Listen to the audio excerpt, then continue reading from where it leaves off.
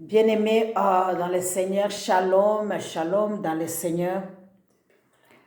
Je suis dans Ecclésiaste chapitre 9, verset 11. La Bible dit, « J'ai encore vu sous le soleil que la course n'est point aux agiles, ni la guerre aux vaillants, ni les pains aux sages, ni la richesse aux intelligents, ni la faveur aux savants, car tout dépend pour eux du temps et des circonstances. » Bien-aimés, c'est bien clair.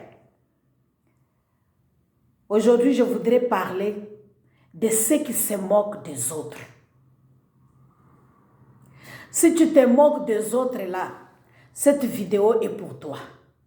Je voudrais te parler, toi quand tu vois le mal arriver à quelqu'un là, tu te réjouis jusqu'à, tu es content, tu prends ton téléphone, tu appelles X, tu appelles Z, tu parles, tu réexpliques, tu veux à tout prix comprendre, tu partages. Mais quand il y a des bonnes nouvelles là, pour partager, vous ne partagez pas. Mais c'est quand tu apprends le malheur de quelqu'un, tu apprends l'échec de quelqu'un, tu apprends que quelqu'un est rejeté, tu apprends que quelqu'un est divorcé, tu apprends que quelqu'un est malade, tu apprends que quelqu'un vraiment l'a frappé par son mari ou par sa femme, ou je ne sais pas, on l'a chassé du travail. Un malheur, quand ça atteint à quelqu'un, tu apprends que quelqu'un a prié, n'a pas reçu des résultats, ou bien ça ne marche pas dans sa vie, ou bien il est bloqué par quelque chose, ou bien il n'arrive pas à voyager, il n'obtient pas son visa. Bien-aimé, c'est ça ta nouvelle. La Bible nous dit d'avoir du zèle, d'annoncer la bonne nouvelle. Ce n'est pas d'annoncer les nouvelles des gens. Mais ça, toi, tu prends comme un cheval de bataille. C'est ça, tu vas aller chez les gens. Tu vas raconter. Tu vas demander si quelqu'un a entendu ce qui s'est passé sur le net. Si quelqu'un a entendu ce qui s'est passé dans telle église. Si quelqu'un a été là, a été témoin.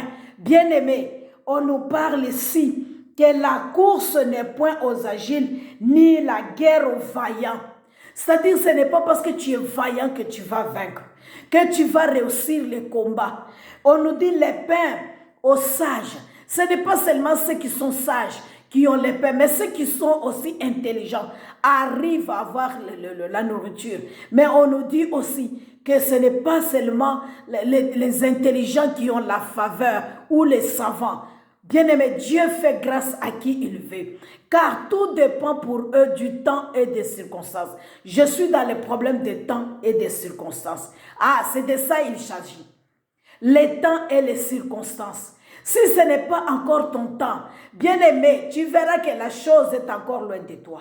Si ce n'est pas encore, tu n'as pas encore l'opportunité, n'est-ce pas, tu n'as pas ces occasions-là, tu peux te dire que tu es encore meilleur que l'autre. Parce que des fois, en matière par exemple de péché, si toi tu n'as pas encore voyagé, tu n'as pas encore été exposé devant les femmes, les hommes, tu n'as pas encore été exposé devant l'argent, tu vas dire moi je ne volerai jamais, moi je ne tomberai jamais. Mais les jours où tu seras exposé, bien-aimé, tu te retrouveras dans les situations où tu ne sauras pas expliquer. Parce que moi, je dis toujours que nous sommes tous vulnérables. Donc, il ne faut jamais dire que moi, je ne peux pas faire telle chose ne m'arrivera pas. Il ne faut pas se moquer à celui qui est malade, il meurt. Il ne faut pas se moquer à celui qu'on a chassé dans un ménage. Il ne faut pas se moquer à celui qui a divorcé. Il ne faut pas se moquer à celui qui a un problème qui n'arrive pas à résoudre. Parce que la sagesse même là, ou l'intelligence là, c'est la manière de résoudre des problèmes. C'est ça on dit l'intelligent. Quand quelqu'un a un problème et il a des méthodes ou bien il utilise le moyen pour résoudre, on dit il est intelligent. Mais la sagesse, la Bible nous dit que la crainte de l'Éternel est le commencement de la sagesse. C'est quand on craint Dieu que Dieu nous vienne en aide, que Dieu nous assiste et nous aide. Ce n'est pas par notre force. C'est pourquoi même les péchés, même on nous dit qu'on ne peut pas les vaincre par notre force. Mais c'est avec l'aide du Seigneur que nous arrivons à vaincre. J'aimerais qu'on lise 2 Samuel chapitre 1. Vous allez voir le roi David. Le roi David était l'ami de Jonathan. Jonathan l'aimait. Il l'aimait comme son cœur. Mais lorsque vous lisez David au chapitre 2, verset 1, je ne vais pas lire tous les chapitres. Je lis David saisit je commence par le verset 10. Donc je commence par 9. Il dit, approchez donc et donnez-moi la mort, car je suis pris de vertige, quoiqu'encore plein de vie. Je m'approchai de lui et je lui donna la mort, sachant bien qu'il ne survivait pas à sa défaite. J'ai enlevé les diadèmes qui étaient sur sa tête et les bracelets qu'il avait au bras. Je l'ai apporté ici à mon Seigneur. David saisit ses vêtements et déchira et tous les hommes qui étaient auprès de lui firent de même. Ils firent dans le deuil, pleurèrent et gênèrent jusqu'au soir à cause de Saül, de Jonathan son fils, du peuple de l'Éternel et de la maison d'Israël, parce qu'il était tombé par l'épée. David dit au jeune homme qui lui apportait ces nouvelles, d'où es-tu? Il répondit, je suis fils d'un étranger, d'un Amalekite. David lui dit, comment n'as-tu pas craint de porter la main sur le oint de l'Éternel et de lui donner la mort? Et David appela l'un de ses gens et dit, approche et tue-les. Cet homme frappa Amalekite, il mourut. Et David lui dit, que ton sang retombe sur ta tête, car ta bouche a déposé contre toi, puisque tu as dit, j'ai donné la mort au oint de l'Éternel. Voici les cantiques funèbres de David composés sur Saül et sur Jonathan son fils. Et il ordonna d'enseigner aux enfants de Juda, car les cantiques de l'arc, il est écrit sur les livres de justes, l'élite, le verset 20. Comme n'annoncez pas dans Gad, n'en publiez point la nouvelle dans les rues d'Absalom, de peur que les filles des Philistins ne se réjouissent, de peur que les filles des incirconcis ne triomphent, montagne de Giboa. Il n'y avait sur vous ni rosée ni pluie, ni champ, ni prémices, ni les offrandes, car là ont été jetés les boucliers des héros, les boucliers de Saül, l'huile cesse de les oindre davantage. Ça, c'est David qui est en train de parler. David est en train de pleurer. Nous savons tous que Saül cherchait à tout prix comment est-ce qu'il peut ôter la vie à David. Mais Jonathan, son fils, c'était son ami intime. Mais lorsqu'ils ont appris que Jonathan et Saül, son père, sont morts, bien aimé, quand bien même ce jeune homme lui a donné la mort, on dit l'Amalekite. David, quand on est venu lui annoncer que Jonathan est tombé, il a pleuré, il dit, comment les héros sont-ils tombés?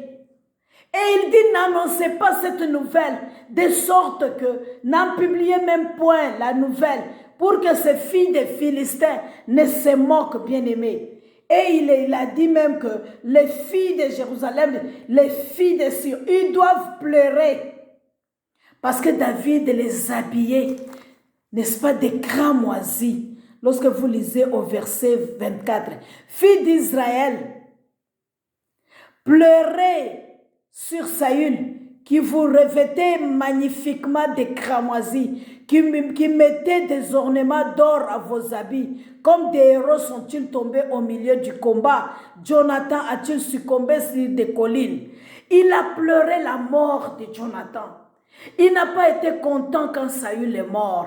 Il a dit même, n'annoncez même pas cette nouvelle, afin que le païen ne se moque pas de nous, afin que les filles des Philistins ne prennent pas de l'avantage sur nous. Regarde, bien-aimé, l'attitude de David, quand bien même Saül cherchait à lui ôter la vie, mais il ne l'a pas pris pour ennemi. Il savait toujours qu'il est mon frère, qu'il est mon frère et je l'aime, il était mon roi, c'est un oint de l'Éternel. Je ne peux pas parler contre lui, je ne peux pas faire du mal, je ne peux même pas annoncer. Il s'est prosterné toute la journée, il ne faisait que pleurer, la douleur. Il dit, je suis dans la douleur à cause de toi, Jonathan, mon frère. Tu faisais tout mon plaisir.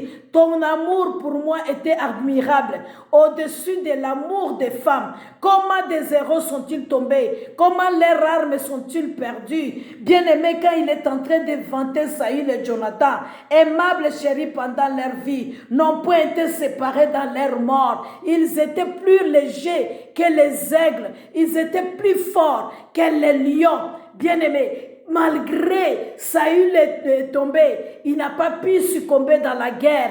Bien-aimé, Jonathan, son fils.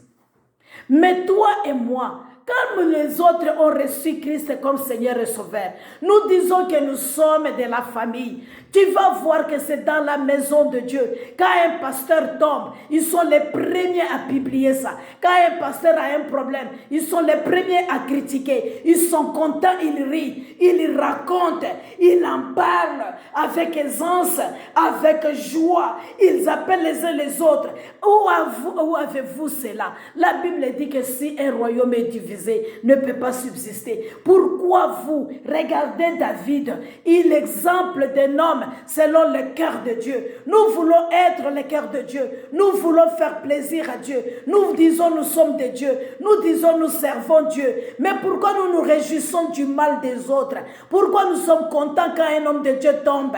Pourquoi nous sommes contents quand un homme de Dieu, on l'attrape, je ne sais pas, en flagrant délit? Pourquoi nous sommes contents quand une femme tombe, quand une servante tombe, quand on montre sa nudité? Pourquoi sommes-nous contents quand un enfant de Dieu est arrêté, quand un enfant de Dieu est frappé? Pourquoi sommes-nous contents quand un serviteur de Dieu souffre? Pourquoi sommes-nous contents quand un enfant de Dieu passe des moments difficiles, quand un enfant de Dieu divorce, quand un enfant de Dieu manque à manger, quand il manque le vêtement, quand il ne se réjouit pas? Pourquoi nous sommes-nous dans la joie? Bien-aimés, quand quelqu'un échoue, quand quelqu'un trébuche, quand quelqu'un n'arrive pas à faire quelque chose dans le ministère, pourquoi sommes-nous contents au lieu d'être ensemble, de voir pourquoi il ne réussit pas et qu'on vienne en aide? Qu'est-ce qui ne va pas? Bien-aimé, l'aider à comprendre là où il y a les failles, pour qu'il arrange, pour qu'il cherche la délivrance, pour qu'il réussisse. Pourquoi sommes-nous contents du malheur des autres? Pourquoi n'aimons-nous pas les autres vivre dans la paix? Pourquoi n'aimons-nous pas voir les autres se réjouir? Pourquoi n'aimons-nous pas voir les autres s'en sortir? Pourquoi n'aimons-nous pas voir les autres, bien-aimés, quitter dans la détresse, quitter dans le stress, dans la dépression? Pourquoi n'aimons-nous pas voir les autres vivre une vie de paix, une vie de joie, les autres se marier? Pourquoi n'aimons-nous pas voir les autres trouver aussi du travail, trouver aussi du bonheur, avoir aussi ce que nous avons? Pourquoi nous n'aimons pas, bien-aimés? Ça, ce n'est pas l'esprit de Dieu. C'est un esprit démoniaque, c'est un esprit de destruction. Et c'est comme ça que nous faisons, pour détruire même et salir même tous les corps du Christ. Pourquoi? Parce que nous n'aimons pas lire la parole de Dieu et en tirer des leçons. C'est là qui nous ont précédés. Comment est-ce qu'ils ont marché avec le Seigneur pour que nous aussi nous puissions imiter et en trouver la voie? Bien-aimés, je dis toujours que nous sommes tous des vulnérables. Ce qui arrive à ton frère peut t'arriver aussi, parce qu'il est un être humain comme toi. S'il n'a pas réussi, bien-aimé, pleure, prie pour lui, soutiens-lui. Mais nous, par contre, ce n'est pas le cas. On a des trandés dans dehors, on rit, on partage, on rit, on critique, on parle, on en explique, comme si on était témoin pendant qu'on n'a pas même été là. Mais pourquoi faisons-nous ça? Nous détruisons l'œuvre de Dieu. Nous détruisons les corps du Christ. Nous détruisons, nous mettons des barrières à ceux-là qui veulent aussi venir écouter la bonne nouvelle. Où se trouve, bien-aimé, notre bienséance? Où se trouve notre compassion? où se trouve notre amour envers Dieu, pendant que nous avons cette capacité de prier pour eux, au lieu de se moquer, au lieu d'en parler, pleurons devant le Seigneur, éternel notre Dieu, comme David l'a dit. Comment les héros sont-ils tombés au milieu du combat? Comment Jonathan a-t-il succombé sur les collines pendant qu'il savait qu'ils n'étaient jamais séparés, pendant qu'il savait que leur lance, il ne reculait jamais et l'épée de Saül ne retournait point à vide. Ils travaillaient, ils avaient des victoires. Pourquoi toi qui te moques des autres, es-tu plus meilleur que les autres? Toi qui te moques des autres, Jésus-Christ est devant cette femme adultère. On l'a présenté, on a dit, on l'a trouvé en flagrant délit. Jésus n'a pas posé la question si c'était vrai ou faux à la femme. Mais il était en train d'écrire. Ce qu'il écrivait, la Bible ne dit pas.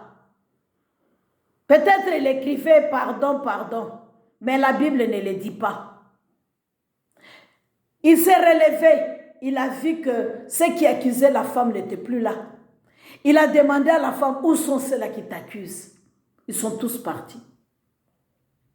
Il dit, moi aussi je te pardonne, je te libère, va, mais ne pêche pas. Nous avons des méthodes, des techniques que la Bible a déjà mis. Si mon frère commet un péché, appelle-lui. Parle avec lui. S'il ne t'écoute pas, appelle une deuxième personne. S'il ne t'écoute pas, appelle une troisième personne. S'il ne t'écoute pas, amène-les devant l'église. S'il n'écoute pas, c'est à ce moment-là que l'église prend des décisions de les considérer comme un païen. Chose que nous ne faisons pas. Quand il y a seulement un petit problème là, on commence, la première des choses c'est publier. La première des choses c'est parler. La première des choses c'est ceux-là qui reçoivent aussi, ne cherchez pas même à analyser. La Bible nous dit, parmi vous il n'y a pas de sages. Parmi vous il n'y a pas des intelligents. C'est ce que nous avions lu. La victoire n'appartient pas seulement, n'est-ce pas, aux vaillants. Mais la vie, nous pouvons aussi la réussir si nous avons aussi la sagesse. Si tu lis Proverbe nous donne conseil. Il nous dit que la sagesse nous vient, n'est-ce pas, de la crainte de l'Éternel. Ceux qui marchent dans la droiture, dans la justice, ceux qui gardent des préceptes et des commandements. Il nous dit de ne pas nous appuyer. Confie-toi à l'Éternel de tout ton cœur et ne t'appuie pas sur ta sagesse. Et reconnais la voie de l'Éternel, n'est-ce pas, dans tous tes sentiers, et il aplanira cela. Ne sois pas sage à tes propres yeux. Crée l'Éternel et détourne-toi du mal.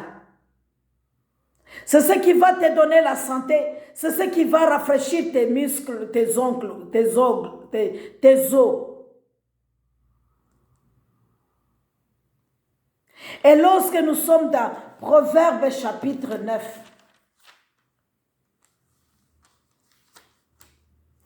d'abord je suis dans Proverbe 4, verset 7.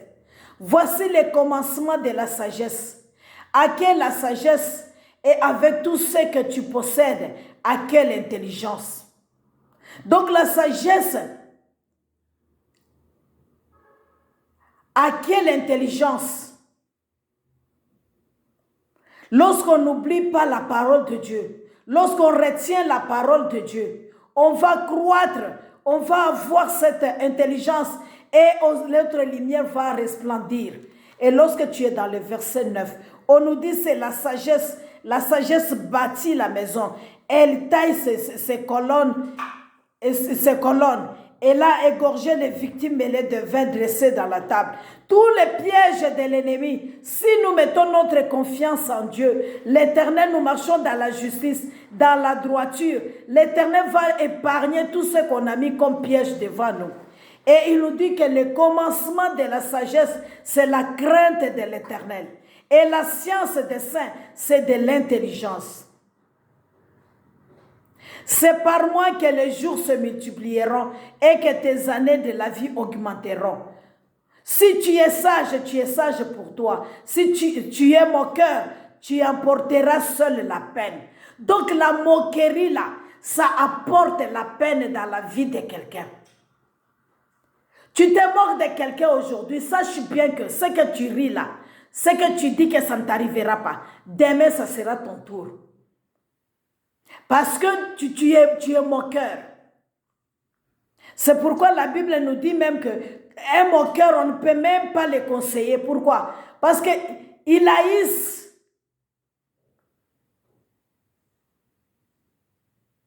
Il haïssent ce qu'il les conseille. Il n'écoute jamais. On nous dit la sagesse de Dieu et la crainte de l'Éternel est le commencement de la sagesse. Bien-aimés, nous devons chercher à marcher dans la justice et dans la droiture pour que nous puissions avoir cette sagesse de Dieu-là. Nous puissions avoir les discernements. Parce que la sagesse dit, à moi la sagesse, j'ai pour demeure les discernements et je possède la science de la réflexion. Parce qu'un homme, s'il s'assoit, il réfléchit, c'est un homme sage. Et quand il réfléchit, il ne peut pas poser des actes comme un insensé. Parce qu'on nous dit, c'est lui qui manque la sagesse. Elle est dépourvue de sens. En d'autres termes, quand vous lisez le chapitre 9, le verset 6, on nous dit qu'il est stupide parce que la sagesse n'est pas avec lui. Alors, bien-aimé, je te demande de chercher cette sagesse-là, d'agir comme David, il a agi pour la mort du roi Saül et de son ami Jonathan, son fils. Chercher cette sagesse-là chaque jour. Quand quelqu'un commet une erreur, quand quelqu'un tombe dans le péché, quand quelqu'un fait quelque chose de scandaleux, nous en tant qu'Église, nous en tant que corps du Christ, nous en tant que frères et sœurs, nous devons pleurer parce qu'il y a du travail qui a été fait. D'abord, le premier travail, le Saint-Esprit, de convaincre cette personne d'accepter Christ comme Seigneur et Sauveur. Deuxième travail de l'évangéliste, d'aller chercher les âmes perdues. Troisième travail du pasteur qui a enseigné cette personne-là pour qu'il puisse croître. Et quatrièmement, de ceux-là qui ont aussi encadré, coaché, pour que cette personne-là puisse servir le Seigneur. Mais maintenant, tout le travail, là, quand la personne recule, quand la personne regarde en arrière, quand la personne abandonne, quand la personne n'arrive pas à mettre en pratique la parole de Dieu, bien aimé, nous devons nous plaindre nous-mêmes, nous devons pleurer de nous-mêmes, nous devons nous inquiéter, nous devons nous dire, qu'est-ce qui arrive? Parce qu'il y a des services que la personne rend, que ce soit au niveau national, que ce soit au niveau international, que ce soit au niveau local, dans l'église locale. Chaque chrétien, il a quelque chose qu'il apporte. Sa présence même dans l'église, ça fait du bien. Mais s'il tombe, mais s'il fait du mal, nous ne devons pas rire, nous ne devons pas nous réjouir. S'il abandonne la foi, ça ne doit pas être un sujet de joie, ça doit être un sujet de pleurs, ça doit être un sujet de prière. Oh bien-aimé, vous savez, les gens se sont moqués de David, oui, de Saül. Ils ont pris sa tête pour venir dire à David, en croyant que David sera content. Mais David n'était pas content. David a pleuré. Ils ont amené la couronne, ils ont amené les bracelets qui étaient à sa main. Mais David a pleuré. Il s'est rappelé de ce que Jonathan a fait. Il a organisé un deuil. Il a dit que les filles, n'est-ce pas, des Philistins ne se moquent pas. Et vous n'annoncez même pas cette nouvelle-là. Mais qu'est-ce que nous faisons? Nous rions, nous annonçons des nouvelles. À tel pasteur est tombé, à tel frère on l'a attrapé dans flagrant délit, à telle sœur on a vu qu'elle a fait l'impudicité, oh tel frère l'a abandonné la foi, tel frère l'a reculé, tel frère l'a volé l'argent dans l'église, tel frère l'a fait ceci, cela. Pourquoi nous annonçons tous les malheurs? Pourquoi nous annonçons le mal avec joie? Pourquoi nous sommes contents de publier le mal? Avez-vous vu ça dans d'autres religions? Pourquoi nous, la religion chrétienne, nous faisons des choses qui ne vaut pas la peine? Nous devons arrêter à faire cela. Et c'est dans la maison de Dieu où il n'y a pas de la reconnaissance. Oui, les chrétiens ne sont pas reconnaissants. Ils ne reconnaissent jamais les services que les hommes de Dieu font à côté d'eux. La prière qu'on fait monter tous les jours pour eux, ils ne reconnaissent jamais. Il suffit d'une petite erreur. Il suffit que tu tombes. Vous oubliez que ce sont des êtres humains comme vous. Il n'y a que l'Esprit de Dieu qui habite en eux. Et que c'est Dieu qui travaille à travers eux. Et ils sont aussi vulnérables comme vous. C'est pourquoi dans chaque église, nous lançons l'appel. Nous voulons qu'il y ait de l'armée de l'Éternel, les intercesseurs qui s'élèvent pour soutenir aussi les hommes de Dieu. Ils ont besoin aussi des gens qui les prennent en prière, qui prient pour eux, qui les soutiennent. Parce que chaque jour, ils sont exposés. Chaque jour, il y a des choses qui arrivent. Le diable est rusé. Le pasteur Kassongo dit, il passe par les joints. Alors, comme il passe par les joints, n'oubliez pas qu'il était au ciel. Et n'oubliez pas qu'il a la puissance, qu'il a aussi la force en lui d'agir. Ne sous-estimez pas l'ennemi. Alors prions pour des frères et sœurs. Soutenons-nous. Nous soyons aussi reconnaissants.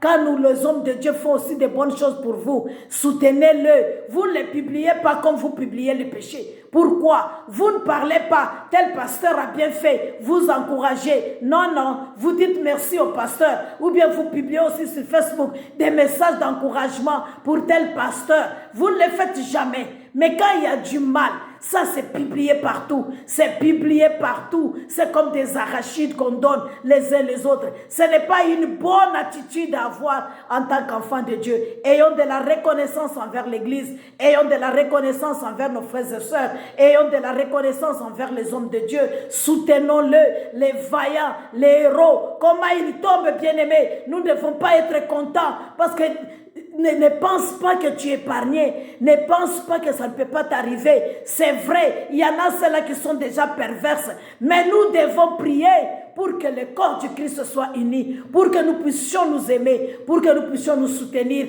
dans les moments difficiles. Ça peut aussi t'arriver. Tu es aussi vulnérable. Bien-aimé, prie que Dieu te donne la capacité, que Dieu t'épargne, que Dieu t'aide, que le malheur ne puisse pas t'atteindre, que cela passe outre, afin que ceux qui sont faibles puissent soutenir ceux qui sont faibles.